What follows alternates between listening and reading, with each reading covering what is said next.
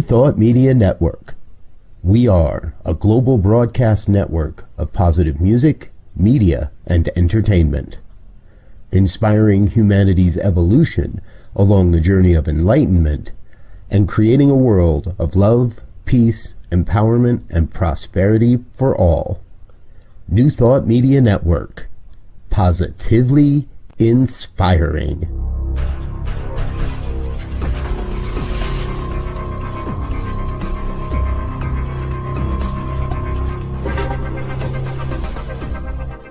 Live from a secure concrete bunker somewhere in Ohio, New Thought Media Network presents Pastor Michael Mangus with Friday's Fireside Chat, spiritual conversation for today. Here he is from the secret radio room, surrounded by thousands of watts, Pastor Michael Mangus.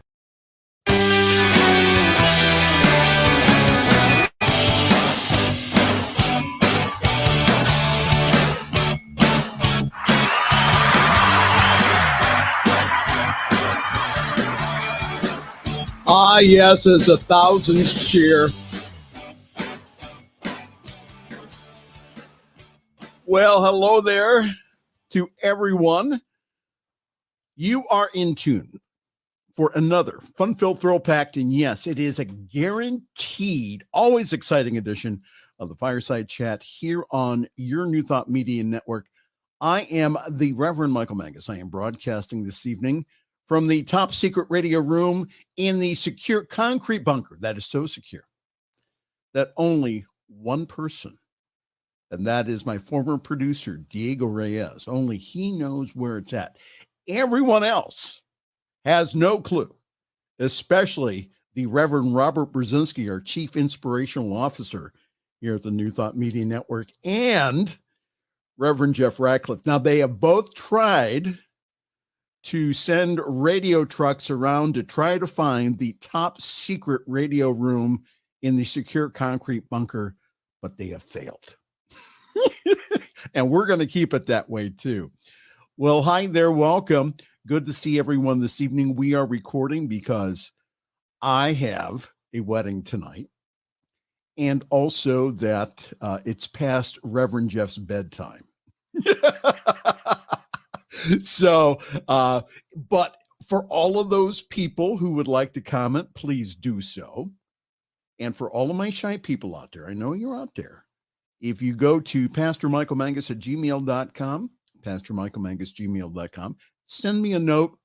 Tell me that you're watching, listening, doing something. Always like to get those kinds of emails. So pastormichaelmangus@gmail.com. So the purpose of our chat here weekly is to talk about contemporary issues from a spirituality, new thought perspective. And as I keep saying over and over again, I want us all to have a new thought about what is going on in the world and to see our part in it. And again, we talk at our centers, and especially on this network, about the whole idea of oneness. So if we are one, then we are also a part of the solution to bring that about. So again, just listen with not just your mind, but with your heart, and ask yourself, what is my part in this, and what is my part to play in the healing of the world? So my guest today is no stranger to the Fireside Chat from somewhere in Tennessee. And I think he's in witness protection. Is that true, Jeff? Yeah. From somewhere in Tennessee, away from all the conservatives, in an undisclosed location. Our guest today is the Reverend Jeff Radcliff. Jeff is an ordained divine science minister and former broadcaster. Jeff has always a thing or two to share about the news and, again, how we can apply our spirituality in the world. Jeff Radcliff will be our very special guest at the bottom of the hour. Yes, ladies and gentlemen, it is time for the news. And our first story, batten down the hatches, here comes Lee. Hurricane Lee will be taking a swipe at parts of coastal New England and also the Atlantic Canadian region starting on Friday, with heavy rains and strong winds that could lead to localized flooding and the knockout of power across the communities. Lee will continue to track north and weaken through Friday, and its center will be hundreds of miles off the United States East Coast. But its massive size with strong winds extending far from the center of the storm means gusty winds, locally heavy rains, and high surf that will push into New England. Isolated flooding is possible as Lee drenches parts of New England with several inches of rain Friday night into Saturday. Lee is tracking to make landfall in Canada, in New Brunswick, sometime tomorrow. Also in the weather news,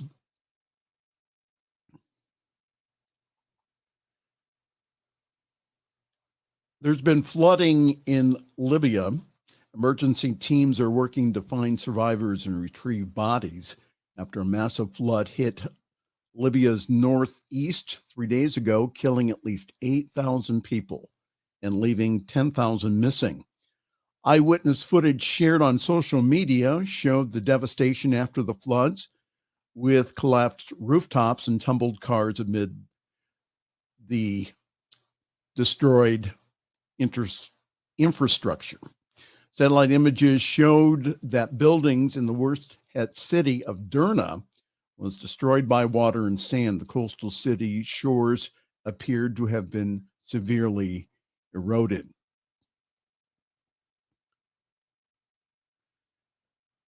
Libya has been riven with political turmoil since the civil war erupted in 2014 and now has two rival governments, the Eastern Parliament-backed government in Benghazi and also the internationally recognized government in Tripoli. Each has reported victims following the catastrophic flood in the country. CNN is unable to independently verify the numbers of the deaths of those who are missing. Analysts say that the politically fragmented situation in Libya only complicates rescue missions and also international aid delivery. Most countries have sent their aid to Benghazi, the closest major city to Derna, and also its surrounding towns. Algeria, however, has sent its aid to the UN-recognized government in Tripoli, some 1,000 miles away. Tamir Ramadan, who is the head of the International Federation of the Red Cross and also the Red Crescent, told CNN on Tuesday that the issue of rival governments in Libya does not affect its operations. He says, we have a good relationship with officials in both governments. And as I have said in previous weeks here, thoughts and prayers are wonderful. They're great. And I do believe that they help. However, what helps most in disasters, when stuff happens, is your financial giving. The situation in Libya with the two governments makes it more difficult. And so that's why I encourage individuals to do the research to where their money is going. And again, we're in a climate crisis. How bad does it have to get before governments and industry do something about it? We must continue to work for change on our planet, which not only includes electric cars, but also the amount of emissions that we put into the air. When are we going to do something about it? So that's why I say that we need to keep up the activism. We need to hold our politicians and also our industries accountable and also responsible here in our country.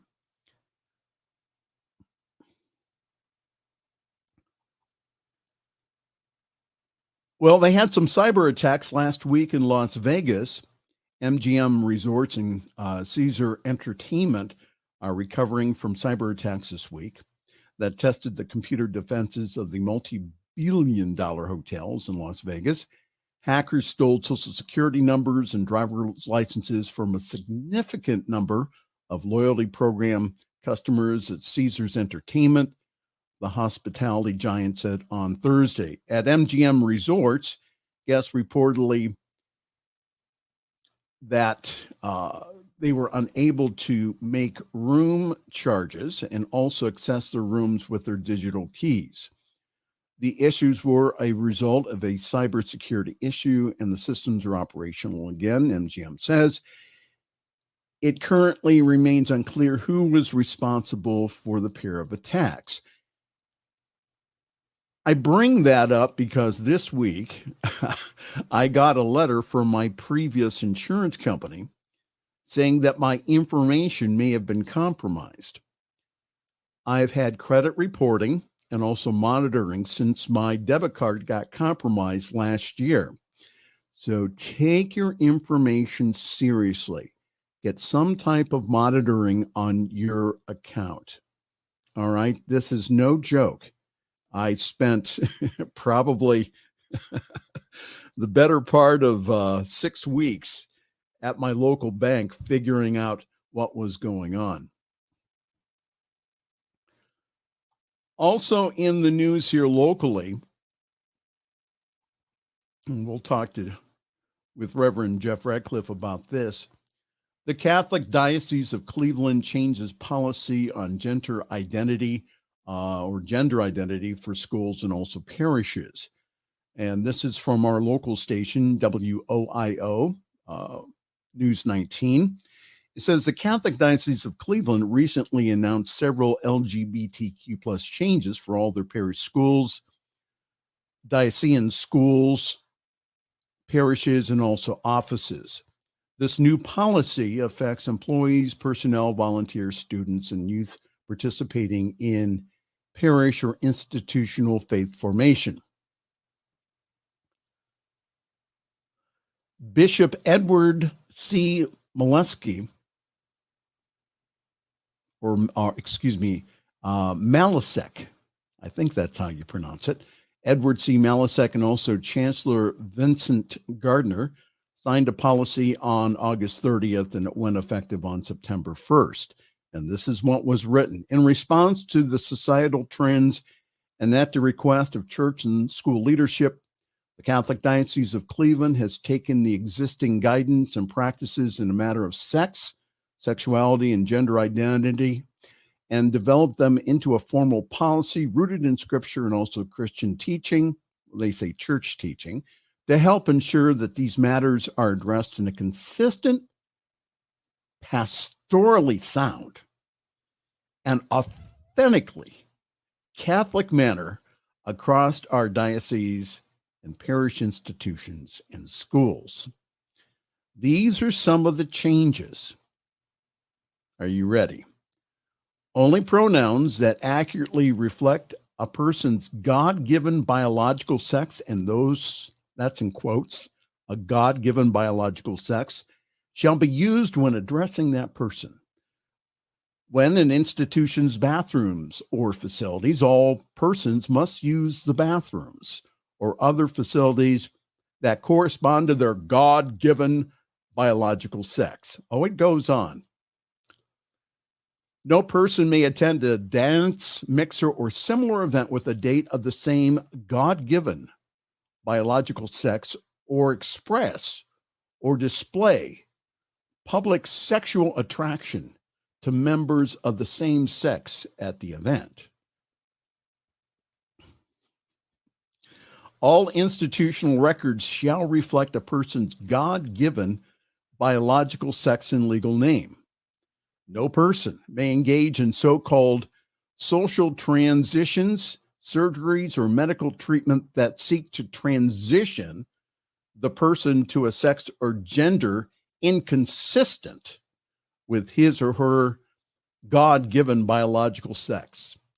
And symbols such as the LGBTQ pride rainbow or LGBTQ pride flags are not allowed to be displayed. So this is the comment from Cleveland's Mayor Justin Bibb. He says, I extend my heartfelt solidarity to our LGBTQ plus friends and students. Rest assured that this policy, along with any expression of hate, does not go unnoticed. The reason I point stuff like this out is because, again, that if it's happening in my backyard, it's happening in your backyard too. So Pope Francis came out a few weeks ago and said that if you are LGBTQ plus, that you are still allowed to come to the Catholic Church for Mass or public celebration. However, you are not in full communion with the church, and you are not allowed to participate in any of the sacraments that include communion and marriage. Now, this statement from my diocese here in the Akron-Cleveland area should not be shocking. And why? It's because it's the official stance of the Catholic Church.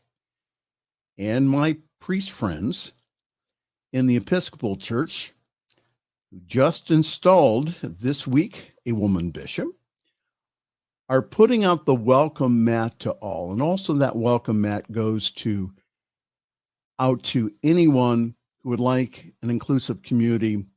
This invitation is extended to any of our New Thought churches and also centers for spiritual living. We are all inclusive. God is love. We extend that hand of love to you, no matter what the Catholic Church teaches. Again, that the Catholic Church in the past has repented. And so hopefully that in the next few years is that they will do the same thing here. And my question to you is this: what would Jesus do? What would Buddha do? Would they exclude anyone? Or honor the God within each and every person? All right. One last story. And I've been saving this story for several weeks, and because of time, I haven't talked about it. But The Great Unchurching is a new book that's out that looks at why people are leaving churches. And we'll talk more about this with Reverend Jeff here in just a few moments. Jim Davis and Michael Graham knew something was up in their hometown of Orlando, but they couldn't put a finger on it. And the reason being is at the time that they were both pastors at Orlando Grace Church, which is an evangelical congregation, and saw a study showing that their community had the same percentage of evangelicals as less traditionally Christian cities like New York and Seattle.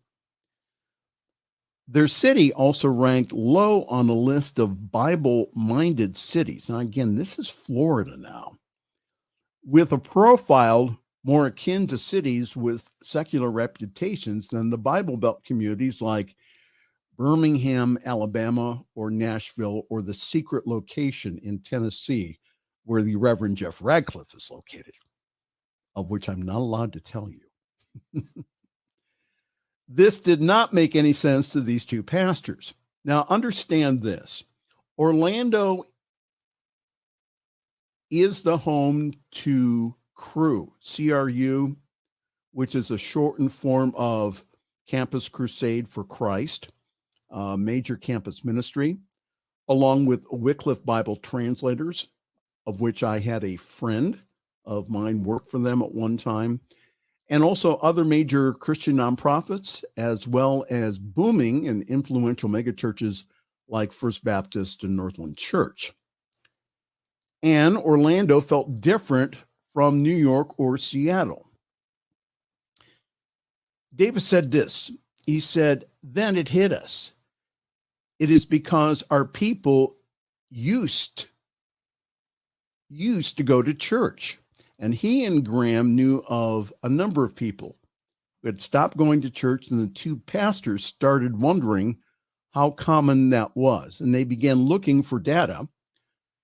And while there were studies of the so-called nuns, and not the ones who wear habit, but N-O-N-E-S, those who do not identify with any faith group, there were few about church-going habits. So what they did was they raised a bunch of money, and they got 2 political scientists to create what they think is the largest ever study of folks who stopped going to church.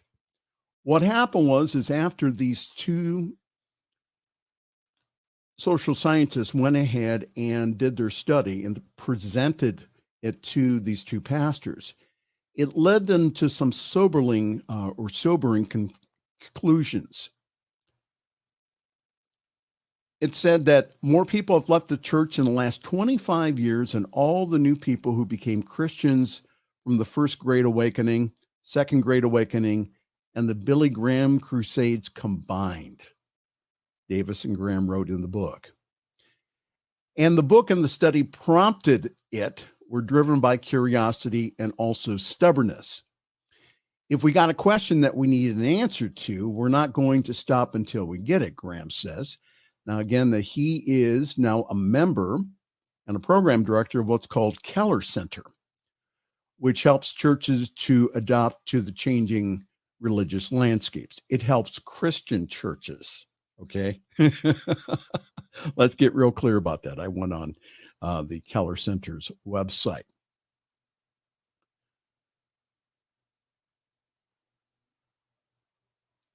This book appears to have struck a nerve with both church leaders and the broader public. Data from the book was featured in a series of New York Times columns about the changing religious landscape and what it might mean for American culture. There's so much we can talk about here. Davis says that the people leaving the church is often seen by a catastrophic event caused by the church's misconduct or hurt. That plays a role, but he says the reasons that people leave the church are more complicated and sometimes more mundane. The dechurched also differ in why they may return. Mainstream evangelicals were looking for friendship, while mainline and Catholic dechurched Americans were more interested in spiritual practices and outreach programs. Many dechurched Americans might return if, and I want everyone to listen to this, especially in New Thought, if they found a stable and healthy congregation. But those congregations aren't always easy to find given the level of polarization affecting the church and other institutions. Among other findings, Americans who have higher level of education or are more successful in life are less likely to drop out. That concerns Davis, who worries that churches only work with people on the so-called success path in life. So despite the sobering statistics, Davis and Graham remain hopeful about the future and end their book with a set of exhortations for church leaders. And part of their advice is this: the churching did not happen overnight and will not be reversed quick. Congregations will need what the authors called relationship wisdom and a quiet, calm, and curious demeanor, where leaders are quick to listen and slow to speak. Okay. First of all, my commentary is that this has been happening for years. This has been predicted back in the 80s that this would happen, that individuals would become spiritual. They would not rely upon an institution. And I agree with the researchers and also the pastors, is that what individuals are looking for is healthy spiritual communities without all the drama, that truly do love each other and accept each other and are friends with each other and are willing to reach out across the aisle to someone that they don't know and to say, we are so glad you're here. Can I get your name and number? Can we talk during the week? It's not getting the slick pastor or minister, because a lot of that's on YouTube. This is about forming communities of love that are accepting, that allow people to be right where they're at, and also encourages them in their own spiritual growth and also in community service. We'll talk more with Jeff Radcliff about that after our break. Well, good evening, everyone. Hi, how are you? This is the Friday evening fireside chat here on your New Thought Media Network. I am Reverend Michael. Good to see everyone this evening. So we have a few announcements. The first announcement is that this Sunday, yours truly is still at Summit Center for Spiritual Living. And for more information, go to summitcsl.org. For more information about our wonderful Sunday gathering at 10:30 Eastern, 7:30 in the morning, not Mountain Time, but Pacific Time. See, I have to dwell in all these different time zones because I work with people around the country. So grab your cup of coffee, your tea, your espresso, come see us. We'd love to have you experience what we experience, which is the love and the acceptance that we feel for each other in our community. And this Sunday is our birthday girl who's celebrating her birthday today. Happy birthday to practitioner Diana Mangus, our SCP, and she'll have a wonderful message, the birthday girl. So go to summitcsl.org for more information on how to join our Zoom call and all of our past broadcasts are on my Facebook page and also the Summit Center for Spiritual Living Facebook page. I almost forgot. How could I forget that? And also my personal YouTube channel. All right.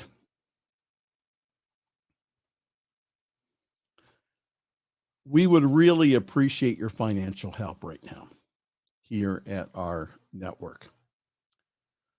We are working on lots of different projects. It's still convention season in a couple of weeks. I will be going with Reverend Robert to Anton, the Associated New Thought Network at Unity Village.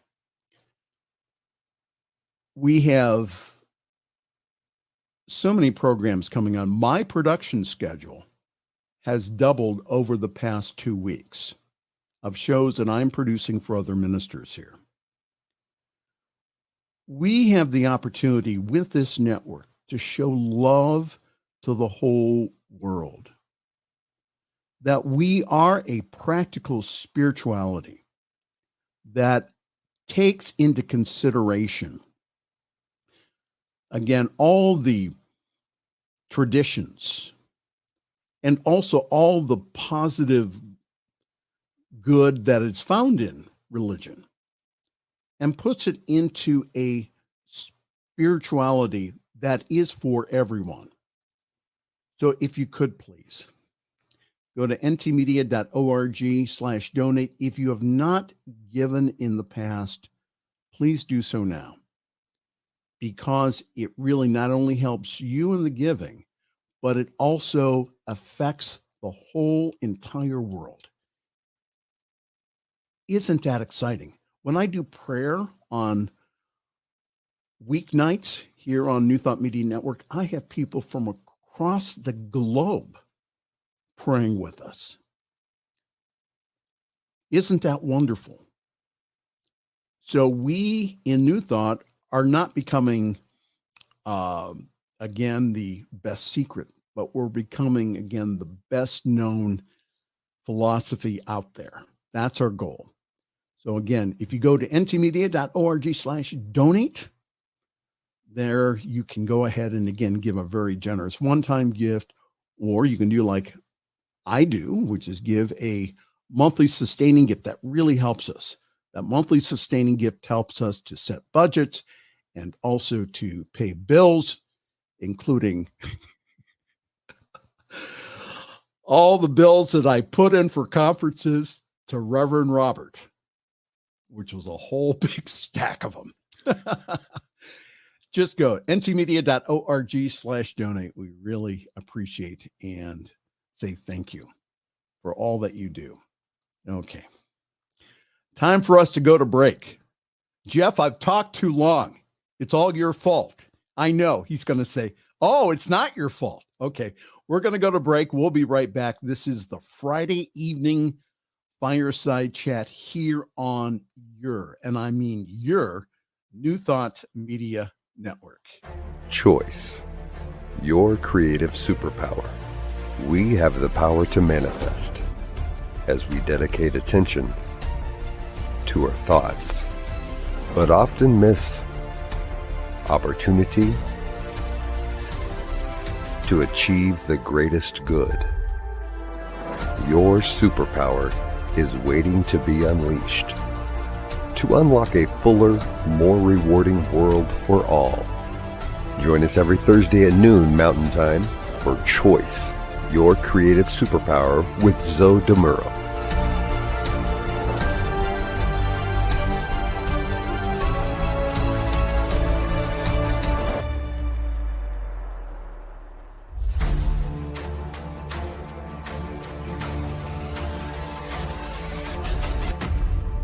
And now,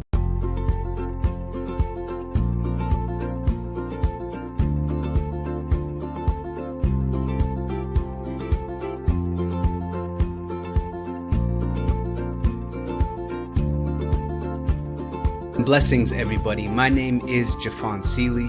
Could you imagine what is actually possible when we start honoring and recognizing our inherent worth, realizing that we are that which is assisting and co-creating our experience?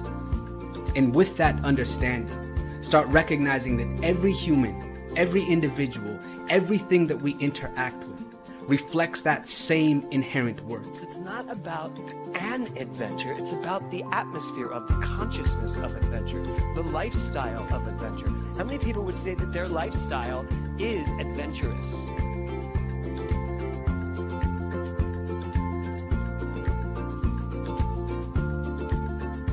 My name is Lisa Benson. I'm a diversity, equity, and inclusion consultant and the author of Anchored in Bias, Fired Over White Tears. It's a book detailing my lived experiences with workplace bias and what fueled my passion for normalizing conversations about differences and creating safe spaces for everyone to bring the best version of themselves to life every day.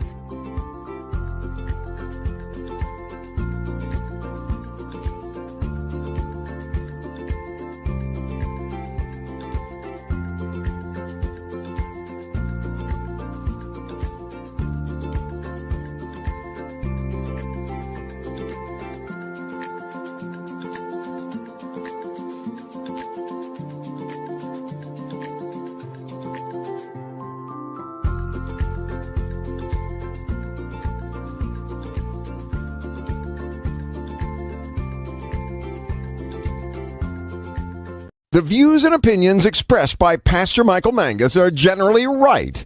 However, they are his own and do not reflect the views and opinions of New Thought Media Network, Centers for Spiritual Living, or any other person living or dead. As they say in the 12-Step Recovery Program, take what you like and leave the rest. Here again is Pastor Michael. And to, boy, I like to talk, don't I, Jeff? I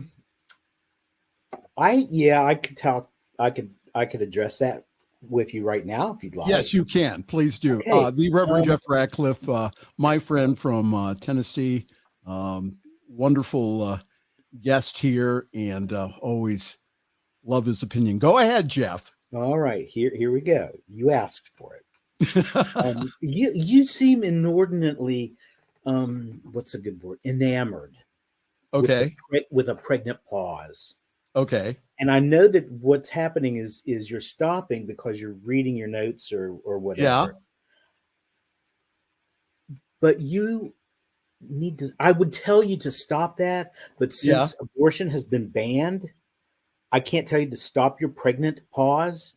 Okay. Did you get that? I sat here for the longest time trying to formulate the best way to put that joke across, and I blew it.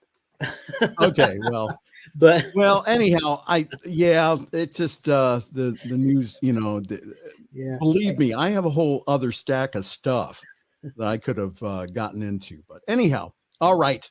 I'll quit with the pregnant pause. And oh, so, Jeff, okay. what's your any initial comments on the news here? Oh my gosh. Well, first of all, the death toll in Libya has gone over 11,000. So like 11,300 the last I saw. So the flooding there is just astronomical. What I found interesting was that the king of Libya doesn't even live there. He was not in the country. He has a house in France, and Right. that's where he was when all this went down.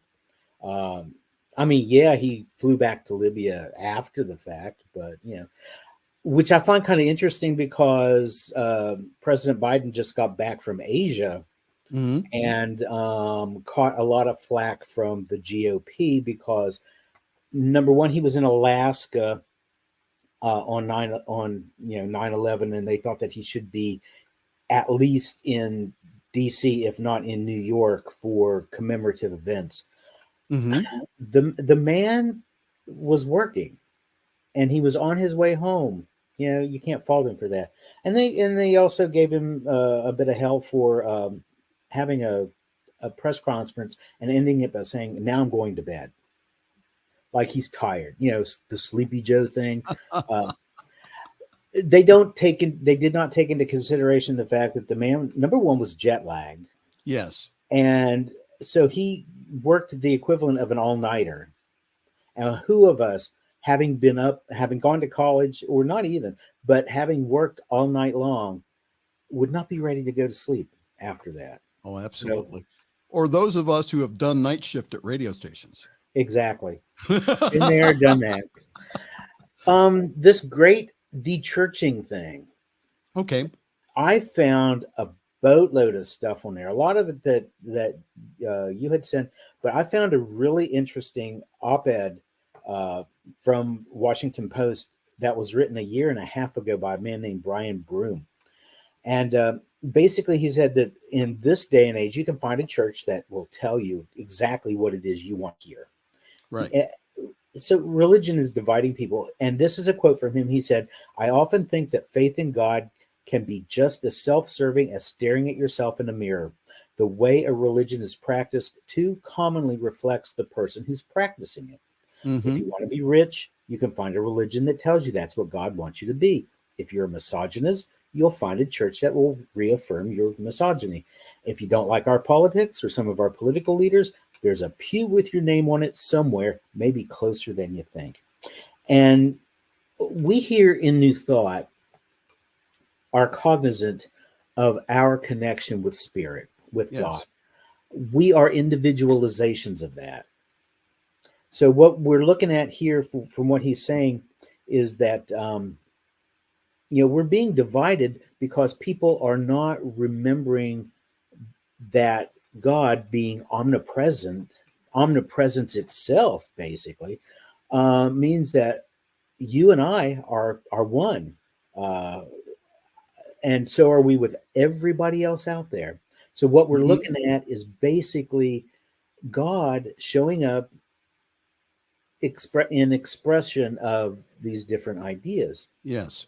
But a lot of people don't want to see it that way. They use that as an excuse, I guess, to maybe further segregate themselves.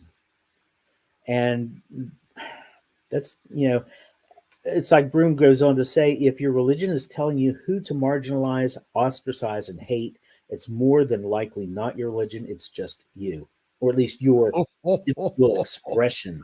Well, you But mean he does, You mean if I go to a church without women pastors?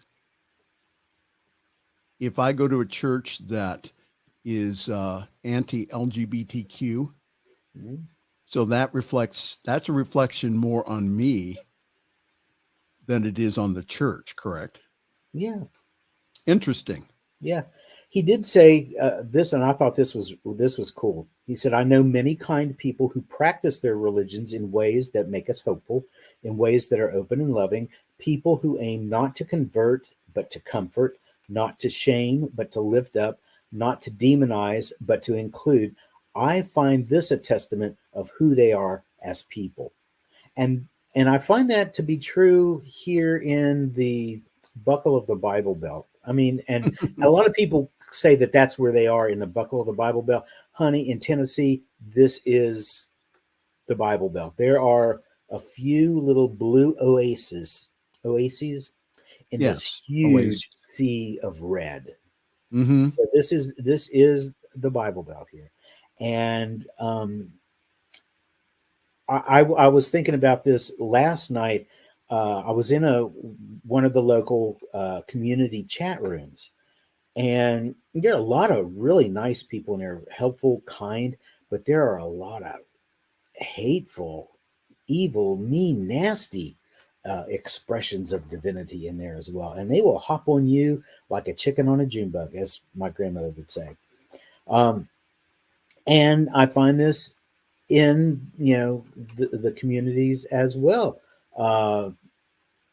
Got a couple just down the road who go to their Baptist church, their Southern Baptist church, every time the doors are open, Sunday, Wednesday evening, all that. But yet they were very quick to express some very unloving opinions to actually one of their family members that they had an issue with.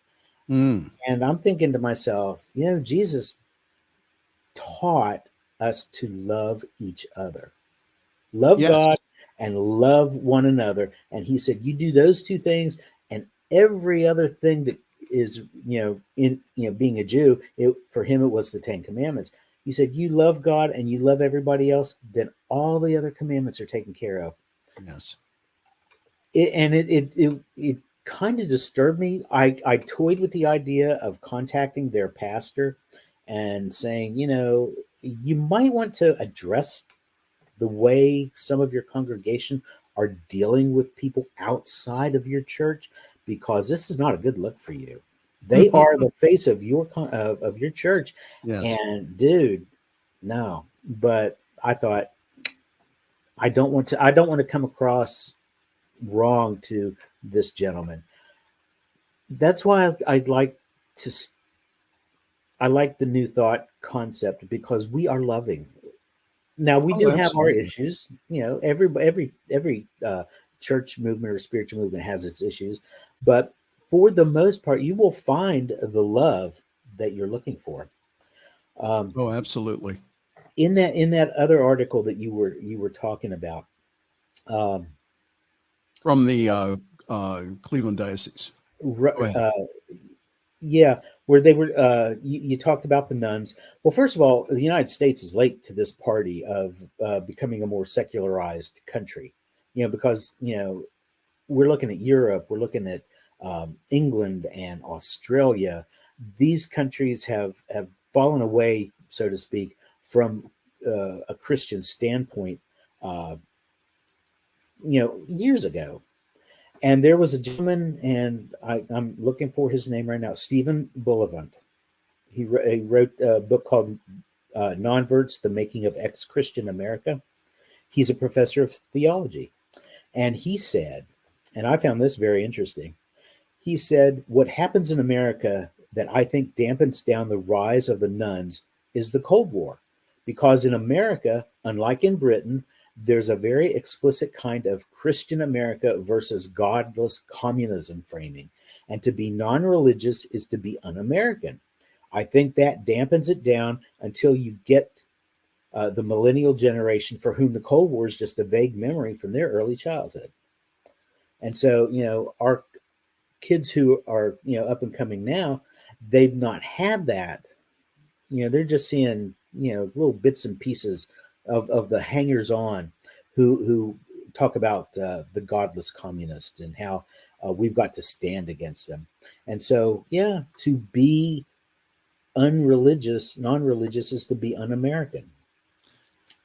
It's disturbing. Well, again, that I think that, that whole idea of separation of church and state also goes with that I can practice whatever that I want as long as it doesn't harm myself or other people. So I get that with, again, that's why our country was founded, was because the people came because of religious persecution. But again, that this whole idea of the great dechurching is, again, it's been happening for some time. Right. So what I'm noticing, though, in healthier communities, whether they be New Thought or some of these mega churches, which some of them are healthy, some of them aren't, is that what I see again is forming is a sense of community. And that is what people are looking for. And that I am asking all of our New Thought congregations to start modeling that. Some do, some don't. When you have infighting in the church, when you have people saying this and that about the minister, when you have individuals who do not like certain individuals, and, because that they may on Sunday mornings omit a noter. There are some of the mega churches, they will take the individuals who are handicapped and also who don't dress as nice as they would like, and they'll put them back in the back rather than put them up front because it's bad for business. Mm-hmm. This is the kind of stuff that people are tired of, is that what I think that people want a sense of community. I get that, and want it in a healthy manner, and are very hesitant to give that a second chance at all. So that's why I see again the whole, destructuring of the church, Right. of especially the Christian church. And it was really interesting in the article from that I just read from is the Keller Center, which is named after prominent the late Timothy Keller. Again, is their answer to the solution is getting back people into Christianity. I looked on their website. Personally, I don't think that's the case. I think the case is for people, again, to find communities that honor wherever that they are on their path and something that supports them on the path. Your comments, Reverend Jeff. Yeah. In something that I read from Michael Graham, who was the co-author of that book, he said in sociology of religion, there are 3 B's that are important. He said belief, behavior, and belonging. He said a lot of what's been written over the past decades is more about belief and behavior, but affiliation and attendance is about belonging. And all 3 of these things mutually influence each other in complex ways. And he said the loss of a sense of belonging, many sociologists believe, is contributing to the rising number of Americans who say they're lonely. And as I was thinking of that, I remember back when I first started college over 40 years ago. That's a long time. An American Baptist college. And, they are. Go ahead. They are very liberal. I'm going to ignore you. They're pretty liberal as opposed to the Southern Baptist variety. But they had a band who came to sing, give a concert for us. And I'm sorry, I'm going to pull this up on the website real quick because I lost it here earlier. I had to reboot the computer. They had a song. This Christian band was called Servant, and they were one of the early parts of the Jesus movement of the Yes. 70s. They have a song called Isolated, which speaks exactly to this. And if you don't mind, I'd like to read some of the lyrics. Oh, please do. Go ahead. It says, I've got a secret and nobody knows about it. My wife and I are fighting. We're almost separating, and there's nothing I can do to stop it. So I sat there, silent in the Bible study. I could not communicate. There was no way I could relate, and I was too afraid to tell anybody. And the chorus goes on to say, somebody tell me. I really want to know. Somebody tell me. Why are we so isolated? I called up the church, and they put me on hold. The secretary said the pastor's out to lunch, but I could catch him after 18 holes. So much later, after a toke or two, I was feeling a little bit better. And a thought occurred to me. If I just see you once a week, then why do we need each other? And there's a bridge in the song, which is really telling as well. He says, come next Sunday, we'll all get together again. I'll have a lonely 6 days and I'll be all messed up by then. Come next Sunday, we'll all get together, and when we sing about the power, share it for an hour, shake hands, and we're on our own again. How can we, as spiritual people, treat our brothers and sisters like that? Right. We'll share time and space for a little while, and then once again, we're on our own. And the song ends with this. He says, I really need some money, and it isn't a joke, but I'm afraid you wouldn't even speak to me if you knew that I was broke. But I got the finance company, and they take good care of me, but it's such a shame. Why can't we be a family like he wants us to be and stop playing these silly games? Now, those lyrics and that song would not be played on Happy Clappy Christian radio today. No, it would not. No, absolutely not. Because again, if you listen to Christian radio, which I do once in a while in the car, is that again, it's all, faith in Jesus. They sing about Jesus and all the good things about Jesus, basically, Jesus is my boyfriend. Yeah. Jesus is my girlfriend. I'm not kidding. This is, again, listen to Christian radio sometime. See, what Servant was saying again was that's the truth. And that the solution to that, again, is community, where we not only gather together, but we really get to know one another, that we also do not form cliques in the church, meaning that we don't isolate out other people. And I see it in New Thought churches where, again, you will only talk to your little group and then not extend your hand to somebody else that's outside the group to bring them in or to include them in your discussion or in your circle. So that's, I think, again, the whole idea of forming healthy communities, of studying this, of individuals, again, owning up to their own crap, as far as with the shadow side stuff, because I've pastored churches.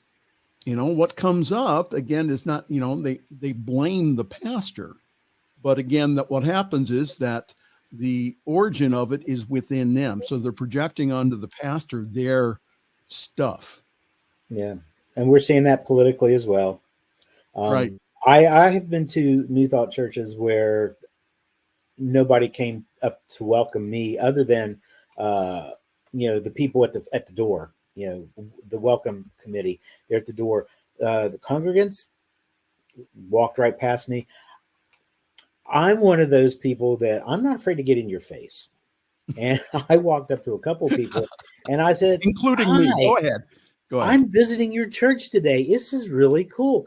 And it just took them aback because it was like, why are you talking to me? I don't know you.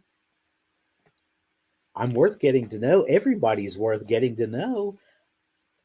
To be standoffish like that, to ignore visitors to your church home, that's unconscionable.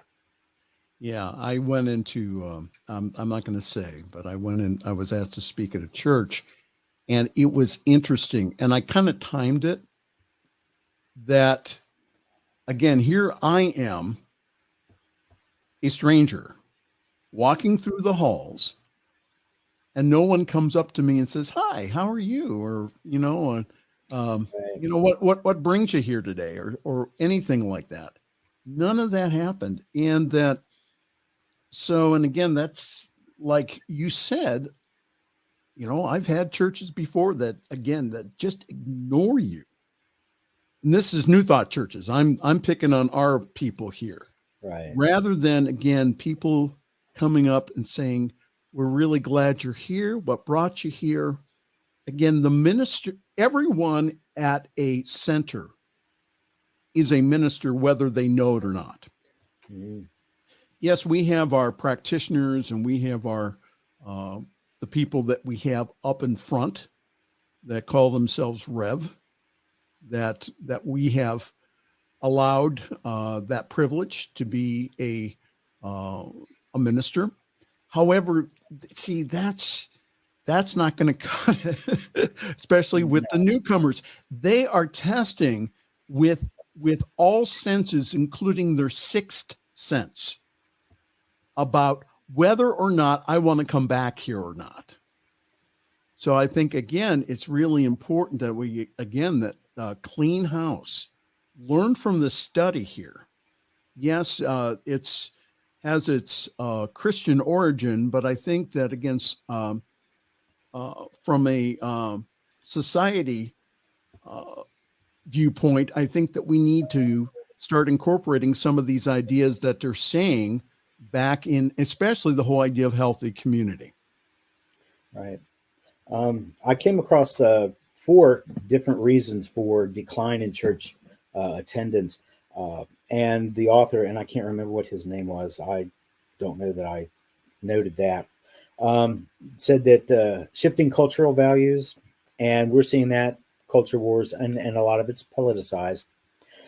People are busy. They've got busier schedules. And you touched on this a little bit with the Catholic Church, scandal-plagued institutions. People don't want to be part of that. COVID, when we were locked down and the churches were closed for a while, people got to the point of like, oh, well, now that the church is open again, we could go. We probably should go, but we're so used to doing other things. Let's just think about going to church next week. And then next week, or not at all. Yeah, and next week gets here and they don't do anything. And also, when you stop to think about how the people in some of these churches have, and I talked about this earlier, have bullied other people, yes. have just railed on people, LGBTQ. They don't like the foreigners, the brown people and the black people, and we've got and if let's own the libs. This coming from the churches. Who wants to be in that environment? Yeah. Who wants to go where you're not wanted? You're not going to believe this. But we're out of time. We're out of time. I knew it. It's your fault. So, yeah, you know what? I will. Yes, you know what? I will take the blame here. Yes, and I will learn, like Diego said, to keep it under 20 minutes. I know. Thank you for letting me pick on you. Oh, no, dude, again, I really love and appreciate you. I think that you, again, being opinionated and also speaking out and holding other people accountable, including me, that I think that that's, in a loving way, I think that that's what's always needed. So thank you always for your observations. I may not agree with them, but well, like your disclaimer says, your opinions are right, but they don't reflect everyone's. Media Network. That's right. Centers for Spiritual Living, Jeff Radcliff, or anyone else sane. All right, sir. Thank you again for being a part of our gathering, and we will have you back soon. And I will, at that time, I will shorten it to 20 minutes. I need to get a watch so I can make sure. Thank you for having the timer is in the upper. I know, but corner. I'm so busy looking at my notes and looking at you and trying to make eye contact that I don't pay much attention. Okay. But I know that it's there. I will be more cognizant. Okay. Thank you, Jeff. We will see you soon. Okay. And we're out of time here. And again, if you could help us out, please. We're coming out of summer into the fall, and that if you watch our network on a regular basis, we would ask that you help us out, because that we have such rich programming that we give here, that if you could, again, make us a part of your monthly giving, that would be greatly appreciated. So go to ntmedia.org/donate. And thank you so very much. On behalf of Reverend Jeff Radcliff and also our staff and production crew here at the New Thought Media Network, I am Reverend Michael Mangus. I'm going to wish you a wonderful week, and we will see you sometime next Friday. Bye now. Thanks for joining us this evening for Friday's Fireside Chat with Pastor Michael Mangus. Join us again next week at 8 Eastern, 6 Mountain for more spiritual conversations for today. For more information and replays of past shows, please visit the New Thought Radio and Media Network's Facebook page. Until next week, may God bless you richly and abundantly.